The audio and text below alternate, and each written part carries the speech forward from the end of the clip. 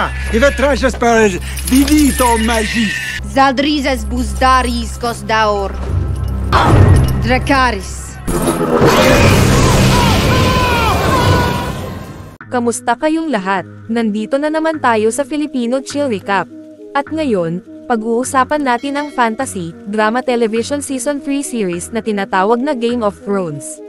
At bago tayo magpatuloy ay isa-shoutout muna natin si Dark Nero, J.R.A. Shahad, Randy Morales, Zojan Banta, Anber Ana, John Joseph Alidio, JB Channel, Justine Nava, Amego Maki from Pasig City Iloilo, DJ JR from Montalban Rizal, Freaks Tulipa from Northern Samar, Ivan Solayao from San Pedro, Jamil Pagalanan from Paete Laguna, Jeff Gerald Camay from Buhayan Kaputatan Sur Medellin Cebu, Napao George from Green Hills San Juan City, Samantha Stephanie Jennifer from Quezon City, at Smokey from Cagayan de Oro Corti. Maghanda na kayo dahil sa mga spoilers na darating. Nagsisimula ang Season 3 habang si Sam ay tumatakbo para sa kanyang buhay dahil hinahabol siya ng White Walker. Habang halos maabutin na siya ng isa na may hawak na palakol, bigla siyang nailigtas ng mga multo at ng ibang ranger. Agad siyang nilapitan ni Jor at tinanong kung siya ba ang nagpadala ng mga uwak para magbigay ng babala, ngunit umiling lamang si Sam. Galit na pinagalitan siya ni Jor dahil iyon lang ang kanyang tungkulin. Pagkatapos, lumingon si Jon sa kanyang mga kasama at sinabi na kailangan na nilang bumalik sa pader at babalaan ang buong Westeros, paparating na ang mga White Walker. Sinama si Jon papasok sa kampo ng mga wildling kung saan unang beses niyang nakita ang isang higanti, tinawag siyang Crow, ng lahat, ang salita ng wildling para sa Night's Watch dahil sa kanilang kasuotan.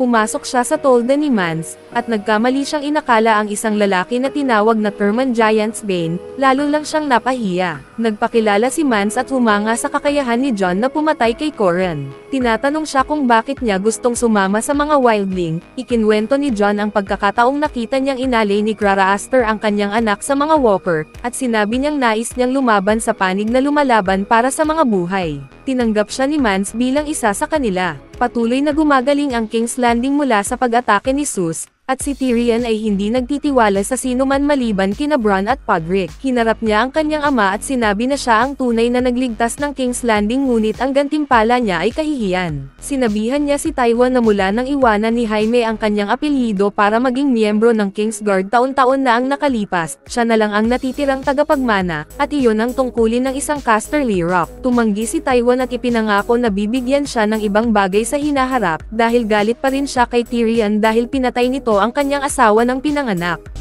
You are an ill-made, spiteful little creature, full of envy, lust, and low cunning. Dumalo si Margaery sa isang ampunan habang nagtatago si Joffrey sa kanyang latera. Dahil sa kabutihang loob ng House Tyrell, ang mga nagugutom bago ang pag-atake ay hindi na nagugutom ngayon. Sa pagkakataong iyon, bahagyang pinahahalagahan ni Joffrey ang ginagawa ni Margaery, pero hindi ganoon si Cersei. Si Davos ay buhay mula sa pag-atake at nailigtas ng isa sa mga barko ni Sandor. Nagluluksa siya sa pagkawala ng kanyang anak at sinabing kailangan niyang bumalik kay Stannis. Ngunit ayaw nang makilahok ni Sandor matapos mawalan ng maraming barko. Sinasabi niyang habang wala si Davos, lalo pang nagalit si Stannis dahil sa impluwensya ni Melisandre, na sinusunog ang mga hindi naniniwala sa Lord of Light. Determinado pa rin si Davos na bumalik. Pagbalik niya sa Dragonstone, nakita niya na totoo ang sinabi ni Sandor. Hinarap niya si Melisandre, na nagsabing sana nanalo si Stannis kung nandyan siya noon, ngunit wala siya. Tinangka ni Davos na atakihin siya at itinapon sa bilangguan. Dumating sina Robb at ang kanyang hukbo sa Harrenhal at natuklasan na iniwan ito ni Gregor, ngunit pinatay niya lahat ng bilanggo bago umalis. Nakakita sila ng isang tao na buhay pa, si Qyburn, dating maester ng Citadel, at inalagaan siya ni Tisa. Sa kabilang panig ng Narrow Sea, lumalaki at lumalakas araw-araw ang mga dragon ni Daenerys. Dumating sila sa Astapor sa Slavers Bay kung saan sinalubong sila ng isang mangangalakal ng alipin na si Cranas Monoclos, at ipinakita ang kanyang hukbo, ang Unsullied. Nagsasalita lang siya ng Valyrian, kaya nagkunwaring hindi alam ni Daenerys ang wika. Pinapaliwanag ng kanyang tagapagsalin, si Miss Sunday, kung gaano kalupit at walang emosyon ang Unsullied. Sinabi ni Kranas na handa siyang magbenta ng 8,000 sa kanya, pero kailangan niyang magdesisyon agad. Ayaw ni Daenerys sa ideya ng pagkuha ng hukbo ng mga alipin, ngunit nagpunto si Jorah na hindi na sila itinuturing na mga tao. Sa palengke, naakit si Daenerys sa isang batang babaeng alipin na nagbigay sa kanya ng regalo. Bago niya ito mabuksan, may isang nakabalot na lalaki na lumapit at iniligtas siya mula sa pagkakamatay ng isang scorpion-like na nilalang na nakatago sa loob ng regalo. Ang batang babae ay naglaho, gaya ng isang warlock tulad ni Pot, at lumitaw ang lalaki na si Bar Easton, humihingi ng tawad at muling nanunumpa ng katapatan sa mga Targaryen. Nagkaroon muli ng panaginip si Bran tungkol sa Three-Eyed Raven at sinubukan itong patayin. Sa payo ni na Jon at Robb, binuo niya muli ang unang tagpo kung saan nila ito nakita. Hindi niya ito mapapatay at bigla siyang nakatagpo ng isang batang nagsasabing hindi niya ito mapapatay dahil ang Three-Eyed Raven ay siya. Kalaunan, bumisita ang parehong batang lalaki mula sa panaginip at nakakuha ng tiwala ni Summer. Nagpakilala siya bilang Jojen Reed at kasama ang kanyang kapatid na si Mira. Sinabi nila kay Bran na matagal na nila siyang hinahanap at may mahabang paglalakbay na papunta. Ipinahayag ni Jojen na pareho siya at si Bran, may kakayahang makakita sa pamamagitan ng mga hayop, at ipinaliwanag na si Bran ang tanging mahalaga ngayon. Nakabati si Robb ng balita na wasak ang Winterfell, ngunit walang nabanggit tungkol kina Bran o Rickon na natagpuan, kaya may pag-asa silang buhay pa. Gayunpaman, wala ring balita tungkol kay Theon, siya ay dinukot at sinusaktan.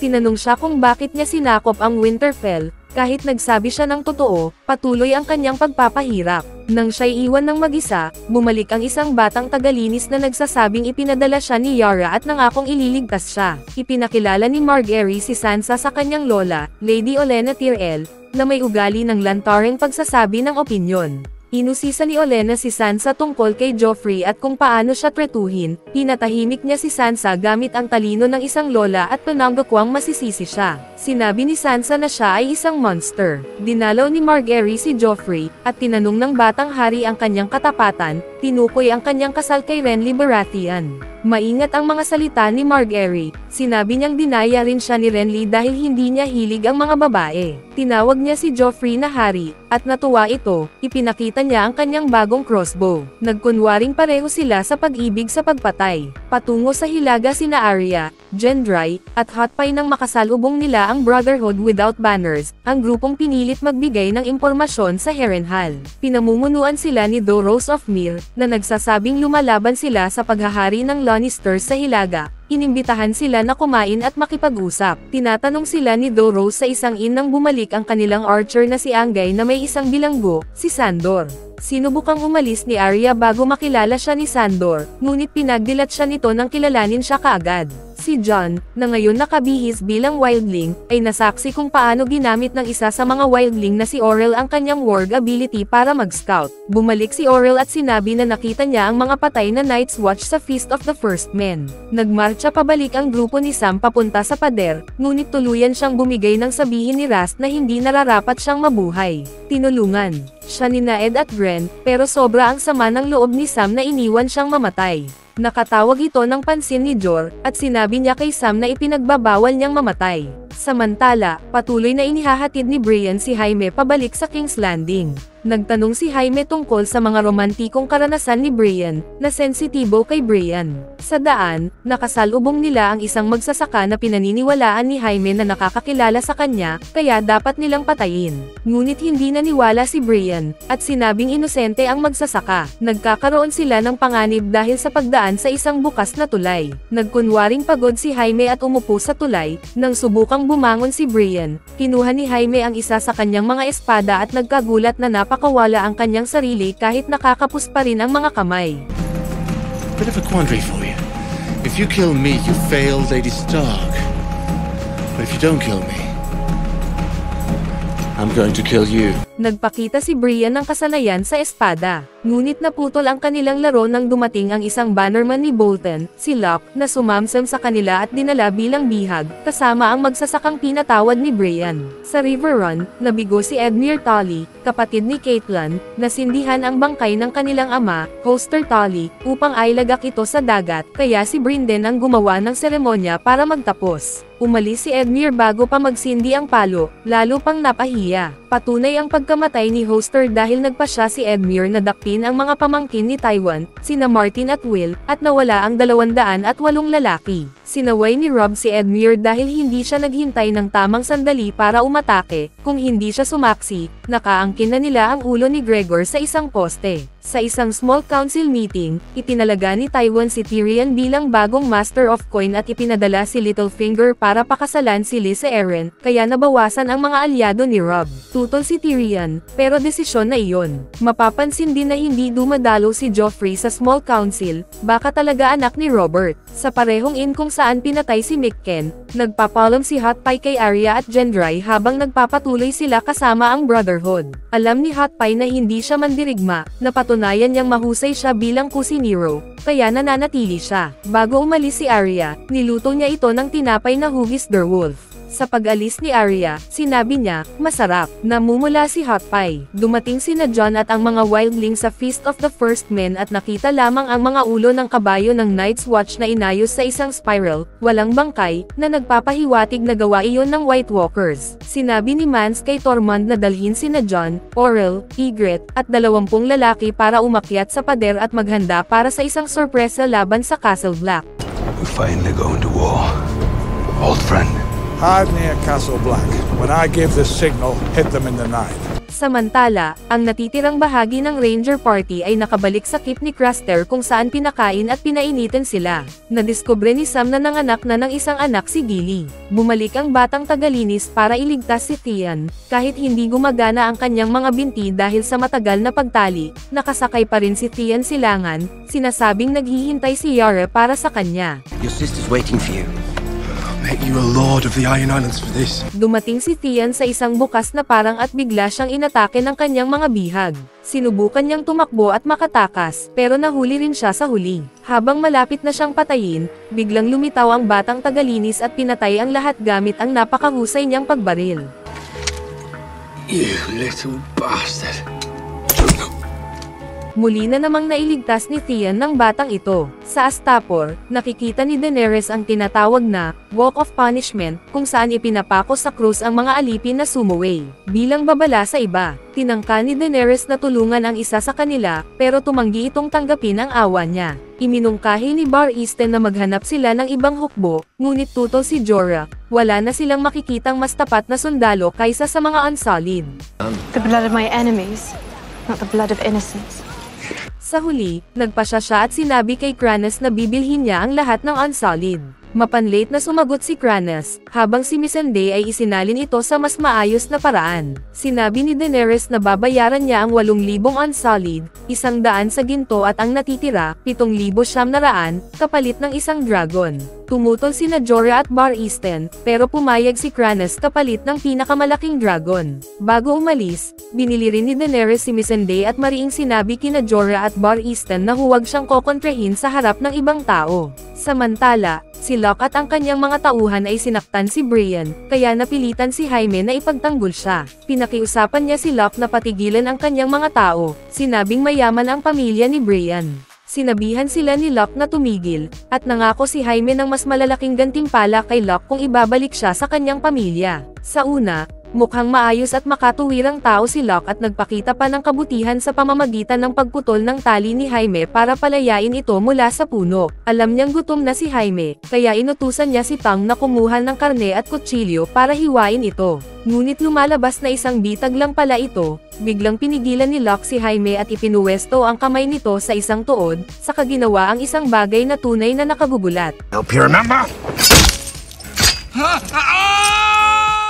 Pinilit ni Locke si Jaime na isuot ang naputol niyang kamay, ang kamay na gamit niya sa espada, sa kanyang leeg bilang pangungutya. Pinainom pa nila siya ng ihi ng kabayo. Nakuha ni Jaime ang isang espada pero hindi siya marunong lumaban gamit ang kaliwa kaya mabilis siyang natalo. Nalungkot si Brienne sa kanya. Kinagabihan, ayaw kumain ni Jaime, nawalan na siya ng gana mabuhay. Tinawag siyang duwag ni Brienne dahil sa pag-iyak niya sa isang maliliit na bagay. Misfortune. Lost your hand. My sword hand. I was that hand. Tinuwanan siya ni Brienne at sinabing ngayon niya lang natikman ang tunay na hirap ng mundo. Sa huli, kumain din si Jaime. Tinanong ni Brienne kung bakit niya siya iniligtas mula sa mga tauhan ni Locke, ngunit hindi ito sinagot ni Jaime. Dumating si Daenerys upang ibigay kay Kranas ang kanyang pinakamalaking dragon, si Drogon. Kapalit nito, binigay ni Kranas ang latigo ng mga Unsullied bilang simbolo ng pagmamay-ari. Pagkatapos noon, nagsalita si Daenerys sa Valyrian, na ikinagulat ng lahat, dahil ibig sabihin alam niya ang lahat ng kabastusan ni Kranas laban sa kanya. Ipinag-utos niya sa mga Unsullied na patayin ang lahat ng mga slave masters at sundalo ng lungsod. Walang habas nilang pinatay ang lahat habang sinisigaw ni Daenerys ang Dracarys. At pinalaya si Drogon. Nilamon ng apoy ang Astapor. Bago umalis, sinabi ni Daenerys sa mga Unsullied na malaya na silang lahat, pwede silang umalis kung gusto nila. Ngunit walang ni isa ang umalis. Ngayon, hawak ni Daenerys ang isang malupit na hukbo, at mga dragon. Sa kabilang banda, sina Ed, Brienne at Rast ay nagsasawa na sa paulit-ulit na buhay sa Night's Watch, palaging nagyayelo, nagbubungkal, o namamatay. Napagtanto ni Rast na walang Jorah Mormont na makapagliligtas sa kanila kapag dumating na ang mga White Walker, kaya kailangan nilang protektahan ang kanilang sarili. Sinubukan ni Sam tulungan si Gilly itago ang anak nito, pero tinanggihan siya ng babae. Ibinigay ni Gilly pabalik ang thimble ng kanyang ina at sinabing, nandito na siya. Maari mo na itong kunin muli. Pagkatapos sunugin ang isang ranger na namatay sa gutom, sina Rast at Karl Tanner ay napuno na ng galit. Tinawag nila si Craster na isang halimaw at pinatay ito. Sinubukang patayin ni Jorah si Karl pero sinaksak siya ni Rast sa likod. Namatay si Jorah habang nagkakagulo, at tumakbo si Sam kasama si Gilly at ang kanyang anak. Ipinasyal naman ni Joffrey si Margaery sa Sept of Baelor, ipinapakita kung saan pinatay ang mga dakilang tao noon. Pagkatapos, narinig nila ang mga sigawan ng mga taong sumusuporta kay Joffrey. Sabi ni Margaery, alam ng lahat na pinamunuan niya ang depensa laban kay Stannis kaya dapat siyang magpakita. Natuwa si Joffrey sa atensyon ng mga tao habang pinapanood ni Cersei, nag-aalala na baka manipulahin ni Margaery ang kanyang anak. Ibinahagi ni Cersei ang kanyang pangamba kay Tywin, pero para sa kanya, bayani ang House Tyrell. Nakiusap si Cersei na huwag na siyang tingnan bilang isang mahina, pero sagot ni Tywin, hindi siya walang tiwala dahil babae siya, wala siyang tiwala dahil hindi siya kasing talino ng iniisip niya. Samantala, kinausap ni Varys si Olenna tungkol sa plano ni Littlefinger na kunin si Sansa kapag umalis siya panorte. Kapag namatay si Robb at nakuha ni Littlefinger si Sansa, makokontrol niya ang buong North. You must despise him. You're working so hard to undermine him. Actually, I rather enjoy him. But he would see this country burn if he could be king of the ashes. Si Dolores naman ay dinala sina Arya, Gendry, at Sandor sa kanilang taguan kung saan makikita si Beric, ang pinuno ng Brotherhood na nawalan ng isang mata. Ayon sa kanya, sinubukan niyang arestuhin si Gregor pero napatay siya. Binigyan siya ng panibagong buhay ni Dolores at ng Lord of Light. Dinala nila si Sandor dito para panagutin sa mga krimen niyang pagpatay. Itinatanggi ni Sandor na nakapatay siya ng sinuman, at sinabing ang kanyang kapatid ang totoong mamamatay tao. Pero pinaalalahanan siya ni Arya na siya mismo ang pumatay sa kaibigan niyang si Mycah. Gayunman, magkaiba ang bersyon ng kwento ni Arya at Sandor. Kaya't hinatulan siya ni Beric na harapin ang isang paglilitis sa pamamagitan ng labanan laban mismo sa kanya. Samantala, dinala ng batang tagalini si Theon sa Deepwood. Doon, inamin ni Theon na hindi niya talaga pinatay sina Bran at Rickon. Nakaramdam siya ng matinding pagsisisi sa lahat ng kanyang ginawa, at hiniling na sana ay hindi niya ipinagkanulo ang mga Stark. Sinabi pa niya na mas naging mabuting ama si Ned kaysa sa tunay niyang ama. I made a choice, and I chose wrong. Pagkatapos noon, dinala siya ng bata sa isang madilim na silid at doon niya ibinunyag ang totoo, hindi niya talaga dinala si Theon sa Deepwood Motte. Sa halip, ibinalik lang niya ito sa lugar kung saan siya dating pinahirapan. Habang nakangiting nanonood ang bata, muling iginapos ng mga lalaki si Theon. At sa wakas, oras na para tawagin natin ang batang tagalinis sa tunay niyang pangalan, siya si Ramsay Snow, ang anak sa labas ni Roose Bolton. Sa kabilang banda, hindi natakot si Sandor sa una sa pakikipaglaban kay Beric, pero nang sindihan ni Beric ang kanyang espada ng apoy, ang pinakakinatatakutan ni Sandor, bigla siyang nataranta. Nagsimula ang laban, at kahit takot siya, nilabanan pa rin ni Sandor ang kanyang pangamba at napatay si Beric. Sinabi ni Arya kay Sandor na sana'y masunog siya sa impyerno. Ngunit si Beric, na muling nabuhay sa tulong ni Dolores at ng Panginoon ng Liwanag, ay nagsabi na darating din ang araw na mangyayari iyon. Pinalaya si Sandor kahit mariing tumutol si Arya. Ang Panginoon ng Liwanag na mismo ang nagpasya. Makalipas ang ilang sandali, sinabi ni Gendry kay Arya na balak niyang manatili kasama ang Brotherhood dahil gusto siyang patayin ng lahat, at kailangan nila ng mahusay na panday. Sinabi ni Arya na magkakaroon siya ng tahanan at pamilya kung sasama siya sa House Stark, pero tugon ni Gendry, dito na ang pamilya niya. Samantala, pinipilit ni Orell na ibigay ni Jon ang impormasyon tungkol sa pader at sa iba pang outpost ng Night's Watch. Nagsinungaling si Jon at sinabi na may 1,000 lalaki sa Castle Black. Binalaan siya ni Tormund na papatayin siya kapag nagsinungaling pa siya, ngunit ipinagtanggol siya ni Ygritte at sinabing hindi na siya isang crow. Hinarap ni Jon si Ygritte at sinabing tigilan na niya ang pagtatanggol sa kanya, pero bigla niyang inagaw ang espada ni Jon at tumakbo palayo. Sinundan siya ni Jon hanggang sa isang kuwebo kung saan nagsimula ng maghubad si Ygritte. Sinabi niya na kung hindi na siya miyembro ng Night's Watch, dapat wala na siyang problema sa paglabag sa kanyang mga panata ngayon. Sa huli, hindi na nakapidyo si Jon at nagtalik sila sa loob ng kuweba. Pagkatapos nito, tumalon sila sa mainit na bukal kung saan inamin ni Ygritte na ayaw na niyang umalis sa lugar na iyon. Samantala, nalaman ni Cersei mula kay Littlefinger, matapos nitong akitin si Loras gamit ang isa pang kalaguyo, ang plano ng mga Tyrell na ipakasal si Sansa kay Loras upang makontrol nila pareho ang Hilaga at ang King's Landing. Ngunit may plano si Tywin upang kontrahin ito. Ipapaasawa niya si Sansa sa isang tao na dati nang nagpapakita ng pagmamahal sa kanya. Sinabi ni Tyrion, hindi mo pwedeng seryosohin yan. Tinawag ni Tyrion ang plano bilang isang malupit na parusa laban kay Sansa, ngunit para kay Tywin, ito ay gantimpala para sa kanya sa pagliligtas ng lungsod.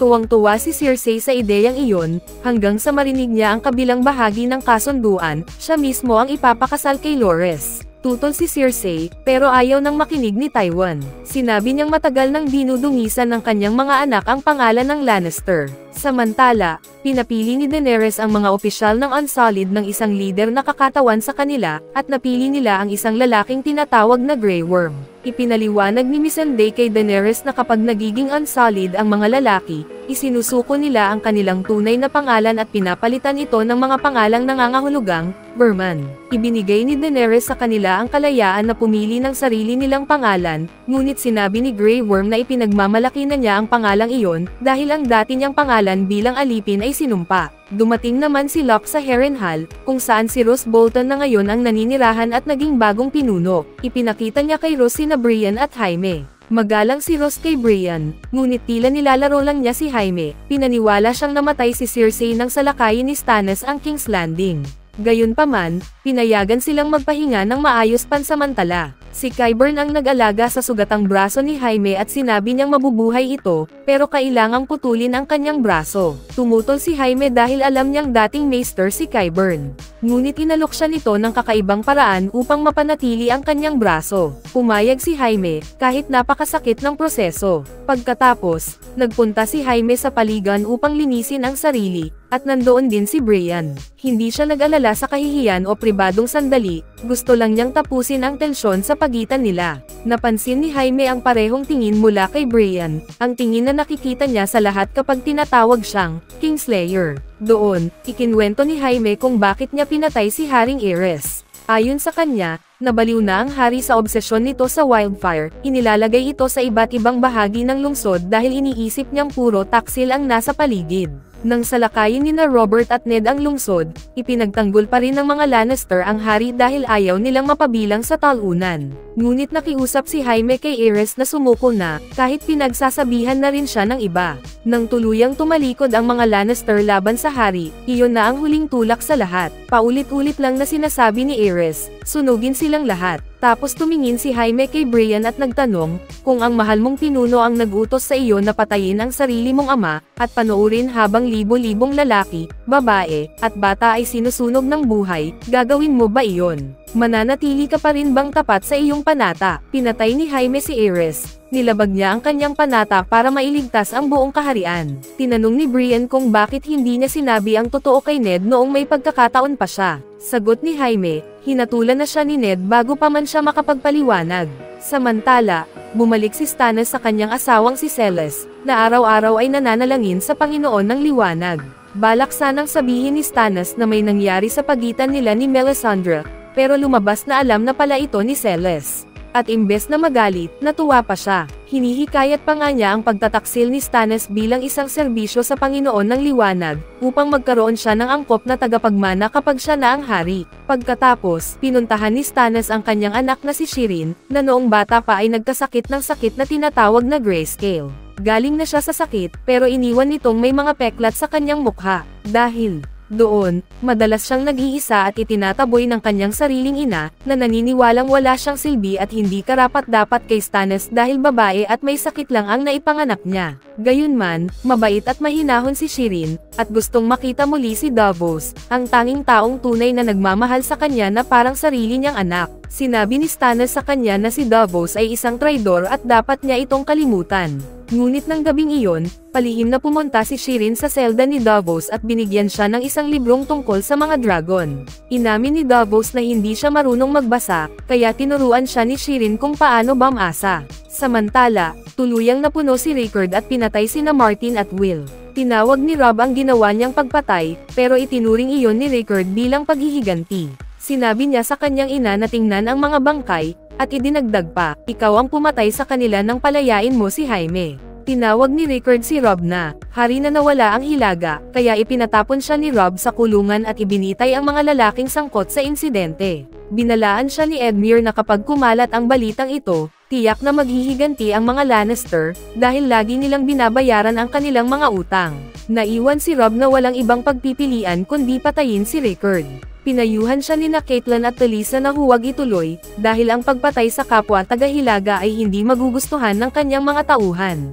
Sinabi naman ni Edmure na mas mabuting panatilihin si Rickard na buhay bilang bihag upang manatiling tapat sa kanila ang mga tauhan nito. Ngunit sa huli, pinugutan pa rin ni Robb ng ulo si Rickard, dahilan upang mawalan siya ng suporta mula sa mga Karstark. Dahil kaunti na lang ang natitirang hukbo niya, napagpasyahan ni Robb na salakayin ang Casterly Rock, ang tauhan ng pinagmulan ng mga Lannister. Pero para magawa ito, kakailanganin niya ang tulong ng tanging angkan na hindi pa pumapanig sa Lannister, ang Frey. Tinawag ang episode na The Climb dahil sa wakas, nakita natin sina Jon at ang iba pang wildlings na umaakyat sa 700 talampakang pader. Pinayapa ni Ygritte ang takot ni Jon, sinabing ilang beses na itong nagawa ni Tormund, kahit aminado rin siyang natatakot. Ngunit ang pag-asang makita ang mundo mula sa tuktok ng pader ang nagbibigay sa kanya ng tapang. Pareho nilang inalala ang mga sandaling magkasama sila sa kuweba para palakasin ang loob nila. Sinabi ni Ygritte kay Jon na alam niyang hindi pa rin ito lubusang tumalikod sa pagiging crow. Ngunit idinagdag niyang siya na ngayon ang babae ni Jon, at iyon lang ang mahalaga. Binalaan pa niya ito na huwag siyang pagtataksilan kailanman.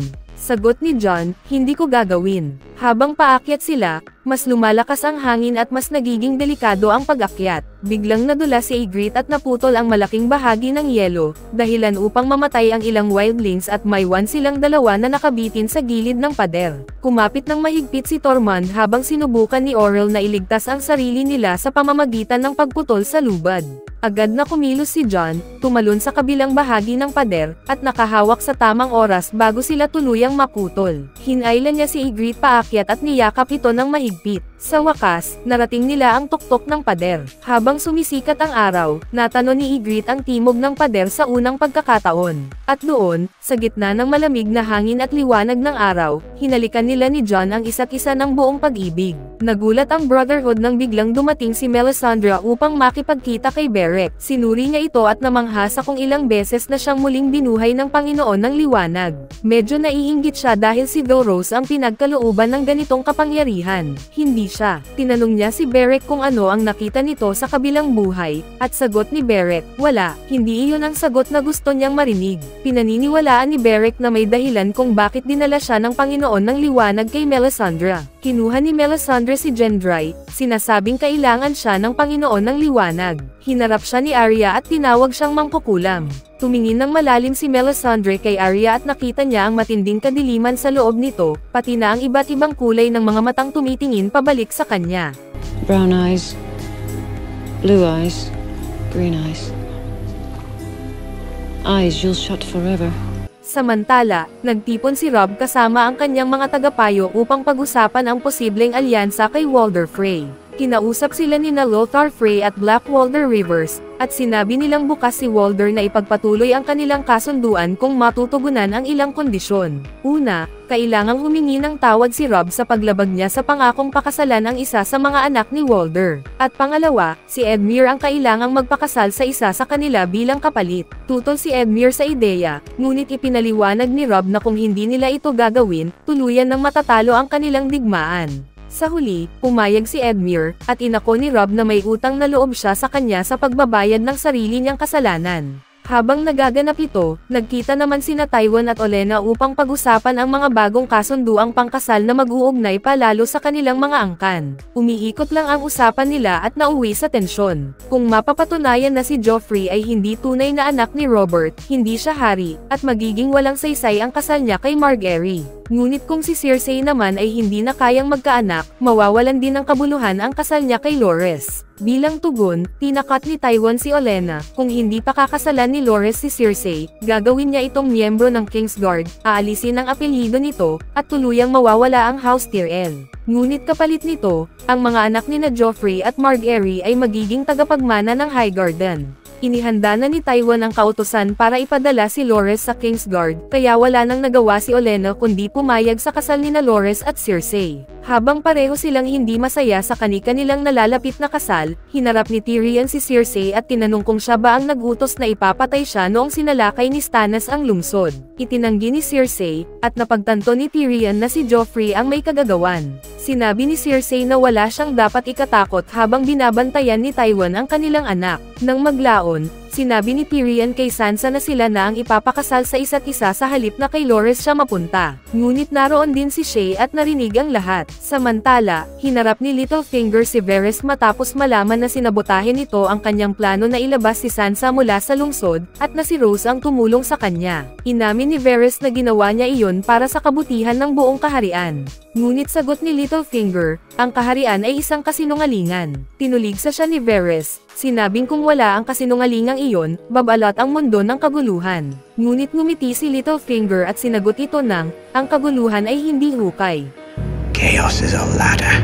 Habang sinasabi niya ito, ipinapakita na ibinigay ni Littlefinger si Rose kay Joffrey para paglaruan, at ginamit ni Joffrey ang bago niyang pana upang patayin ito. Pinanood ni Sansa si Littlefinger na umaalis, habang tuluyan ng naglaho ang huling pagkakataon niyang makatakas sa lungsod. Matapos ipasulat ni Tisa ang liham para sa kanyang ina, sinabi niya rito ang lahat ng nangyari sa kanya. Sagot ni Felisa, gusto raw niyang makilala si Robb at ang magiging apo niya. Labis ang tuwa ni Robb nang malaman niyang buntis si Tisa. Samantala, dumating si Daenerys sa lungsod ng Yunkai, isang lugar na kilala hindi sa mga hukbo, kundi sa daan-daang libong alipin. How many slaves are there in Yunkai? 200,000, if not more. Then we have 200,000 reasons to take the city. Ipinadala ni Daenerys si Grey Worm upang sabihan ang mga alipin na humarap sa kanya, kung hindi ay pupulbyusan niya ang kanilang syudad gaya ng ginawa niya sa Astapor. Ipinakita ni Daenerys ang kanyang karangalan bilang tunay na reyna nang humarap ang maharlikang si Razdal Moerys. Ipinakilala siya ni Missandei bilang si Daenerys Stormborn ng House Targaryen, reyna ng mga Andals at ng First Men, kalisi ng Great Grass Sea, tagaputol ng mga tanikala, at ina ng mga dragon. Alam ni Razdal na kamangmangan ang labanan si Daenerys, kaya inalok niya ito ng mga gintong barko kapalit ng kapayapaan at upang layasan na ang Yunkai. Ngunit tumanggi si Daenerys. Ang gusto niya ay palayain ni Razdal ang lahat ng alipin sa Yunkai, bayaran sila ng tama para sa kanilang mga taon ng paglilingkod, at bilang kapalit, patatawarin niya ito. Tinanggihan ito ni Razdal at tinakat siya, sinubukang bawiin ang ginto, ngunit mabilis na depensahan siya ng mga dragon ni Daenerys. Umatras si Razdal na may halong hiya at takot, sabay sabing may mga makapangyarihan daw siyang kakampi. Inutusan ni Daenerys si Jorah na alamin kung sino ang mga tinutukoy niyang makapangyarihang kaibigan. Samantala, hinarap ni Shae si Tyrion tungkol sa bagong kasal niya kay Sansa. Pilit siyang pinapakalma ni Tyrion at sinabing hindi niya gusto ito, ginagawa lang niya ito bilang tungkulin. Sinubukan niyang bilhan si Shae ng isang magandang buhay sa labas ng lungsod, ngunit hindi ito naniwala at iniisip pa ring babalik siya kay Tyrion sa huli. Bumalik si Angay mula sa pagmamatsyag at iniulat kay Beric at sa iba pa na may pangkat ng mga Lannister sa timog nila, kaya agad silang gumalaw. Tumutol si Arya dahil nangako si Beric na dadalhin siya kay Robb sa River Run na nasa kanluran. Sinabi ni Beric na tutuparin niya ang kanyang pangako, pero hindi siya pinaniwalaan ni Arya kaya tumakas ito. Nakawala siya saglit, pero nahuli siya ni Sandor at sapilitang dinala palayo mula sa Brotherhood. Sa kabilang banda, pinayagan ni Roose si Jaime at si Qyburn na bumalik sa King's Landing, habang si Brienne ay naiwan sa Harrenhal kasama ang mga tauhan ni Locke. Malapit na ring umalis si Roose dahil naimbitahan siya sa kasal ni Edmure na gaganapin sa lalong madaling panahon. Tell Robb Stark I'm sorry I couldn't make his uncle's wedding.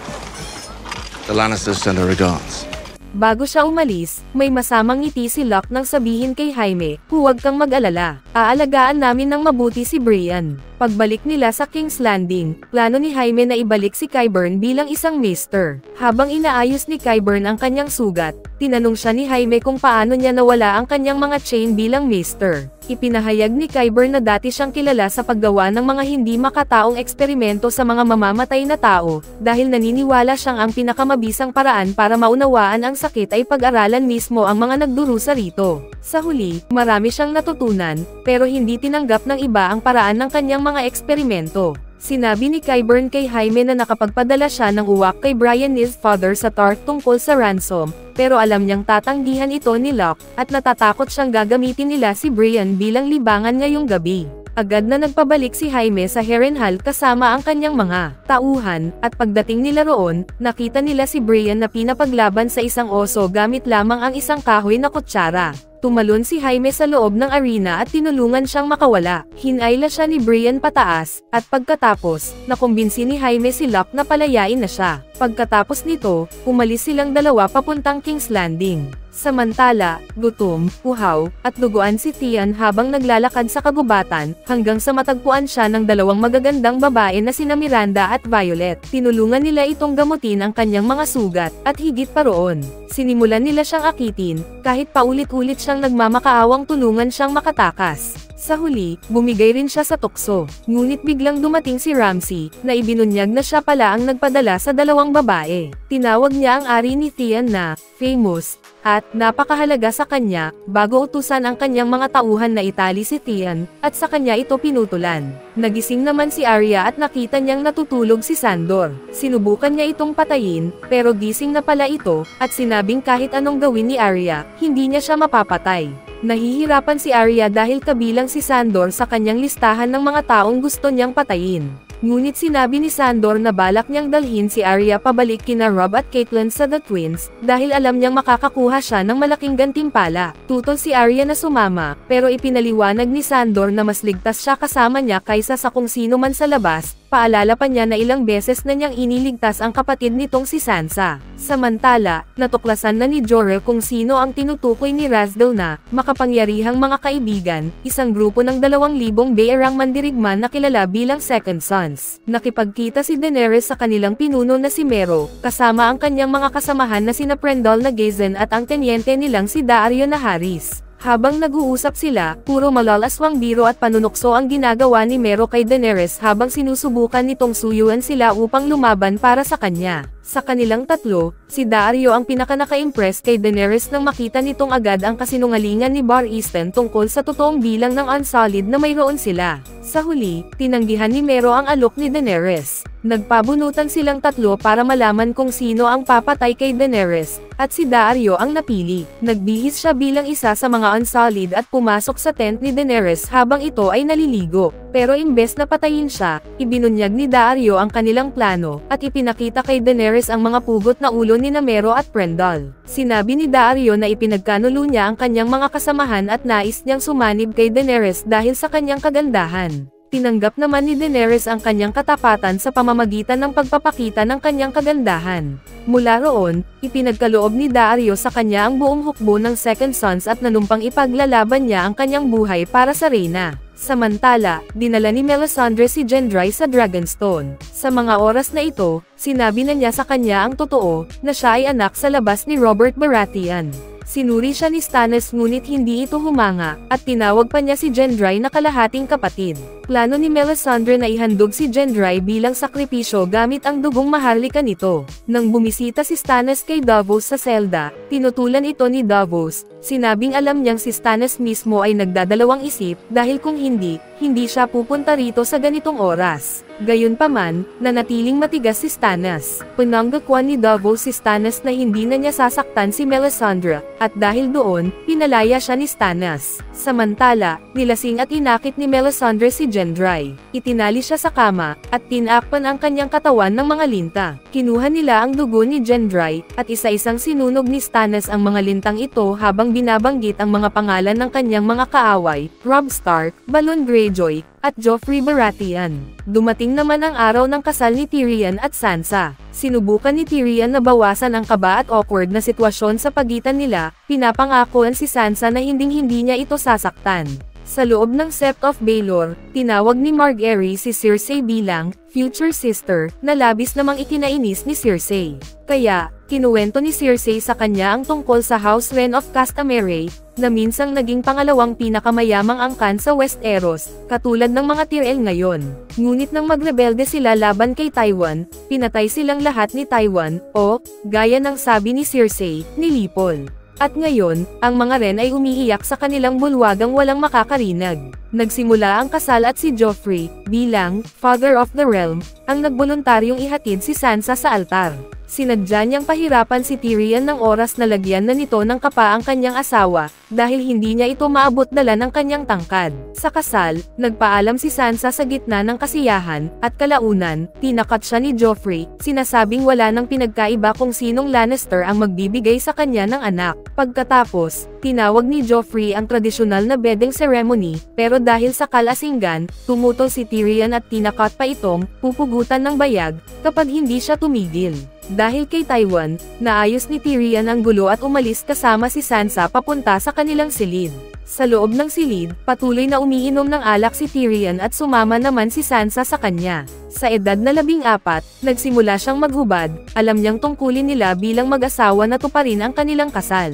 Ngunit biglang tinigilan siya ni Tyrion, sinasabing hindi niya hahatian ang kanyang kama hanggat hindi niya ito gusto. Sagot ni Sansa, hindi ko gugustuhin kailanman, at tinanggap iyon ni Tyrion. Kinabukasan, pumasok si Shae sa silid upang tulungan si Sansa at napansin niyang hindi natulog si Tyrion sa tabi niya. Napangiti si Shae. Samantala, patuloy na naglalakbay sina Sam at Gilly papunta sa pinakasilangang bahagi na kaya nila, at nagkampo sila malapit sa isang punong kahoy. Habang pinag-uusapan nila kung anong pangalan ang ibibigay kay Gilly's son, biglang nag-umpisang yumalulong at magingay ang mga uwak sa labas. Lumabas si Sam upang silipin ito at doon niya nakita ang isang White Walker. Madali nitong winasak ang espada ni Sam at itinapon siya sa lupa. Dumating ito para kunin ang anak ni Gilly, at dahil sa takot para sa kanila, nakahanap si Sam ng lakas ng loob. Kinuha niya ang isang dragon glass dagger na dala niya at sinaksak ang walker, agad itong naglaho at parang abo na nagkalat. Mabuti na lang at naitabi ni Sam ang punyal na iyon, dahil balang araw, baka kailanganin ng buong Westeros ng milyon-milyon yon. Sa wakas, narating na natin ang episode na tinawag na The Rains of Castamere. At kung naaalala mo pa ang kwento ni Cersei sa nakaraang episode, malamang alam mo na kung anong klaseng kapahamakan ang mangyayari ngayon sa isang pamilya. Matapos hindi pakinggan ni Robb ang payo ng kanyang ina na huwag ipadala si Theon upang makipag-ayos sa kanyang ama, na nauwi sa pagbagsak ng Winterfell, kaguluhan sa North, at pagkawala ni Bran at Rickon, ngayon, muling humihingi si Robb ng payo sa kanya sa plano nitong sakupin ang Casterly Rock. Ibig sabihin, hindi na siya itinuturing bilang bilanggo. Sinabi ni Catelyn kay Robb na kung makakuha ng karagdagang hukbo si Tywin, sila ay mapipigilan sa pagitan ng dagat at ng hukbo nito. Ngunit kung makakamit nila ang tulong ng mga Frey, magkakaroon sila ng kalamangan sa digmaan. Dumating sila sa The Twins at humingi ng tawad si Robb kay Walder. Ngunit sabi ni Walder, dapat ay humingi siya ng tawad sa mga anak niyang babae, na inagawan niya ng pagkakataong maging reyna. Nagbigay si Robb ng magalang na paghingi ng tawad at natuwa naman si Walder. Well, let's get ready. The wine will flow red, and the music will play loud, and we'll put this mess behind us. Samantala, Si Daenerys, kasama na ngayon si Daario sa kanyang tabi, ay pinag-uusapan kung paano nila mabubuksan ang lungsod mula sa loob. Isasama niya sina Jorah at Grey Worm sa likurang tarangkahan upang palihim na makapasok sa lungsod at buksan ang pangunahing gate. Pagkatapos noon, sisalakay ang mga Unsullied at tuluyang magiging kanila ang lungsod sa loob ng ilang oras. Habang nagpupulong sila, masyadong malapit si Daario kay Daenerys, dahilan para magselos si Jorah. Naghihinala si Jorah na baka patibong lang ang ginagawa ni Daario, pero nagtitiwala naman si Grey Worm sa kanya, at sapat na iyon para kay Daenerys. Nadala ni Daario sina Jorah at Grey Worm sa loob ng lungsod, ngunit di nagtagal, sinalakay sila ng napakaraming bantay.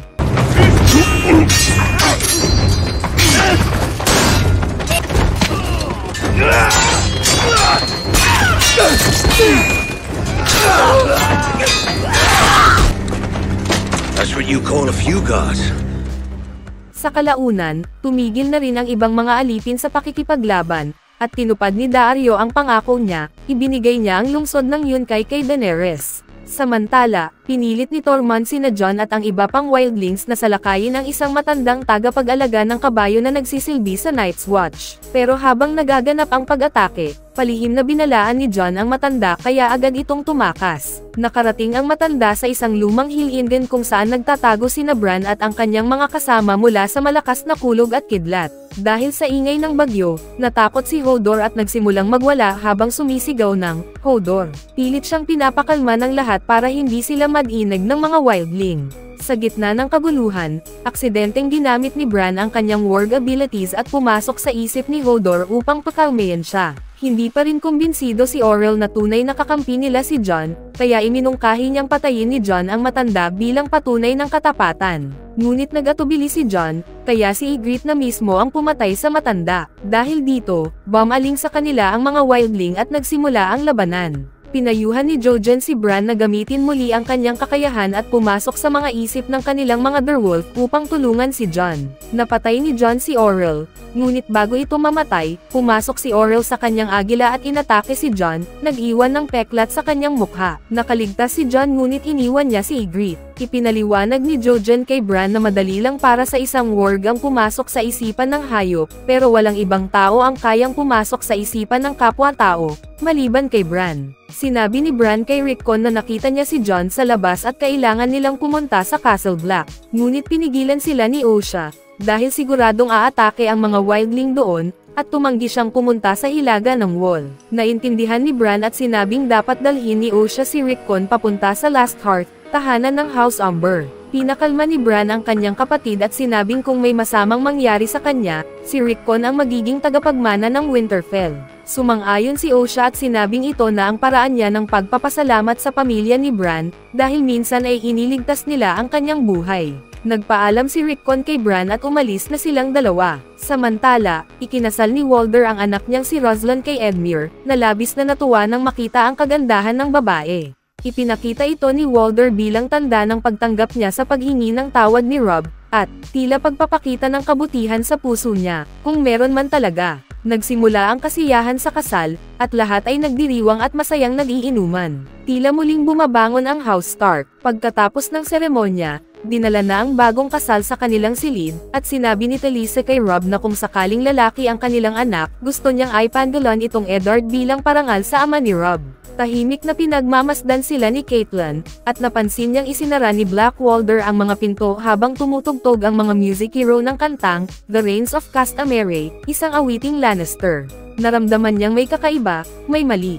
Biglang huminto si Walder sa musika at sinabing hindi pa raw siya nagbibigay ng regalo kina Robb at Talisa. Sa sandaling iyon, napansin ni Catelyn na suot ni Roose Bolton ang chainmail sa ilalim ng kanyang damit. Napagtanto niyang patibong ito, ngunit huli na. Biglang sinaksak ni Lothar Frey si Talisa sa tiyan, pinatay siya at ang batang nasa sinapupunan niya. Mabilis na naglabasan ang mga pana ng mga music hero at pinaputukan sina Robb, Catelyn, at ang iba pang Stark habang sinalakay naman ng mga Frey ang lahat ng naroon. Sa labas, si Arya, na nakatakas mula kay Sandor, ay nasaksihan mismo ang pagpatay ng mga tauhan ni Frey sa mga sundalo ng Stark at sa Direwolf ni Robb. Tinangka niyang iligtas ang kanyang pamilya, ngunit agad siyang nakita ni Sandor at hinayla palayo bago pa siya makilala ng mga kaaway. Sandaling pinahinto ni Walder ang patayan, kaya sinamantala ito ni Catelyn at hinawakan ang asawa ni Walder bilang bihag, tinutukan ito ng kutsilyo at nagbanta na papatayin ito kung hindi sila palalayain.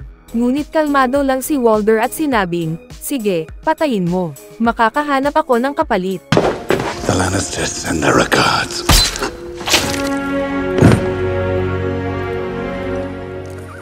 Doon na tuluyang bumigay si Catelyn, at sa gitna ng kanyang sigaw ng puot at pagdurusa habang pinapanood mamatay ang anak niyang si Robb, pinatay niya ang asawa ni Walder. Ngunit agad ding sinaksak ni Black Walder si Catelyn, tinapos ang lahat. Ang karumal-dumal na pangyayaring ito ay nakilala bilang The Red Wedding. Nilipol ang buong hukbo ng Stark, at dinala ni Sandor si Arya palayo para iligtas siya. Pero bago sila tuluyang nakatakas, nasulyapan pa ni Arya ang katawan ng kapatid niyang si Robb na pinugutan ng ulo at ginawang palabas sa kampo ng mga kalaban.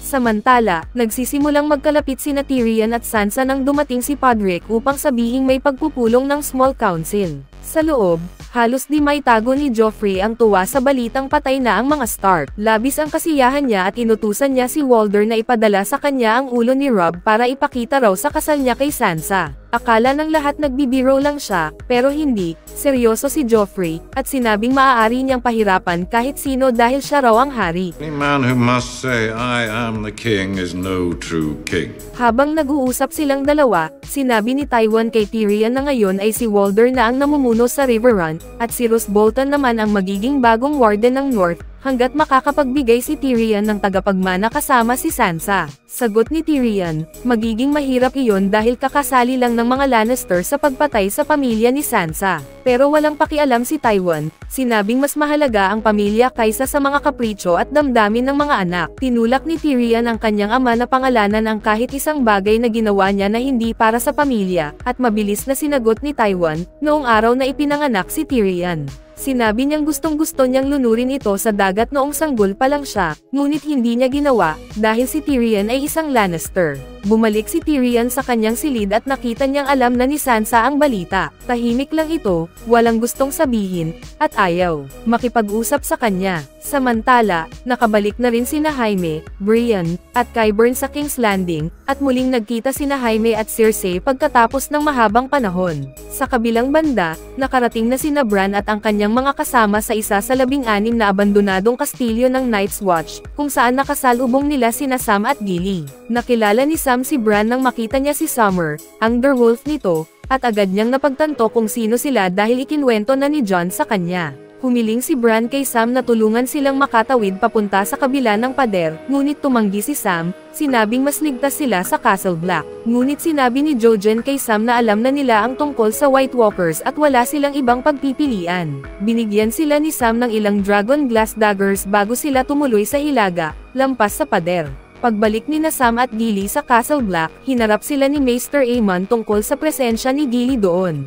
Ipinagtanggol ni Sam si Gilly at ang anak nito, na pinangalanan na rin niya ng Sam. Sinabi ni Sam na nanumpa siyang paprotektahan ang Realms of Men, at kasama raw doon si Gilly, kahit isa siyang wildling. Pumayag si Aemon at inutusan si Sam na magpadala ng 44 na uwak upang balon ang buong Westeros tungkol sa banta mula sa hilaga. Samantala, nalaman ni Stannis na patay na si Robb Stark. Labis ang tuwa ni Melisandre, kumbinsidong nasuklian na ang kanyang pananampalataya. Pero nananatiling tutol si Davos, sinasabing mali pa rin na pag-isahin ang 7 kaharian gamit ang dugo at mahika. Ngunit sa sobrang bali na ng isip ni Stannis, naniwala siyang kung ilang patak lang ng dugo ang nakapatay kay Robb, mas malakas pa ang mangyayari kung buo nilang iaalay ang dugo ni Gendry. Dahil napalapit si Davos kay Gendry, tinulungan niya itong makatakas papunta sa Flea Bottom, ang pinakamahirap na distrito sa King's Landing.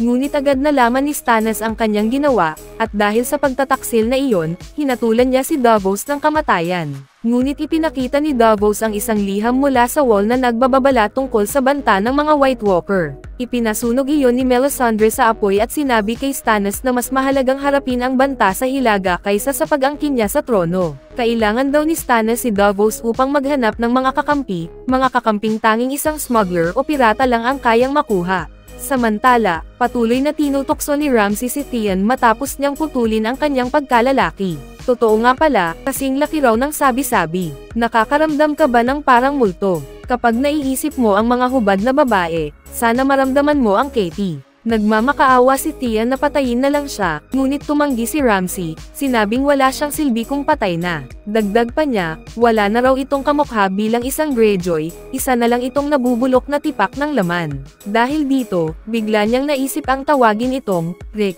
Binugbog niya si Theon hanggang sa tanggapin nito ang bago niyang pangalan. Mula sa puntong ito, si Theon ay kilala na bilang Rick. Nagpadala si Ramsay ng isang liham kay Balon Greyjoy, hinihiling na umatras ito mula sa hilaga, kasama ang isang kahon na may lamang paboritong laruan ni Theon, at sinabing mas marami pang kahon na may lamang bahagi ni Theon ang darating kung hindi siya susunod. Galit na tumanggi si Balon, sinabing si Theon ay hindi na niya anak, pero sinuway ni Yara ang kanyang ama. Dinala niya ang pinakamabilis na barko at 50 pinakamahusay na mandirigma nila upang iligtas ang kanyang kapatid. Samantala, natagpuan ni Ygritte si Jon at tinutukan ito ng palaso sa ulo. Sinabi ni Jon na wala siyang pagpipilian at inamin ang kanyang pagmamahal dito, sabay dagdag, alam mong sino talaga ako simulat sa pool. You know nothing, Jon Snow.